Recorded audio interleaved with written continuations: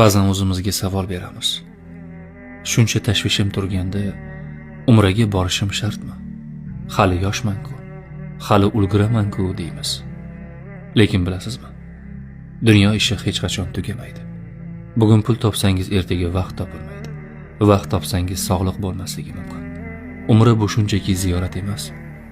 Bu hayotingizdagi hamma narsani bir zumga to'xtatib, o'zingizga o'sha nurli Makka tuprog'iga qaytishdir. Tasavvur qiling, hamma sizdan nimadir talab qiladigan dunyodan qochib, Ka'baning yoniga borib o'tirdingiz. Hech kim sizni bezovta qilmaydi. Siz faqat o'zi bilan gaplashasiz. O'sha yerda tushunib yetasizki, sizni yillab qiynagan muammolaringiz aslida qanchalar kichkina ekan. Qalbingizga shunday bir xotirjamlik kiradiki, uni hech qanday boylikka sotib olib bo'lmaydi.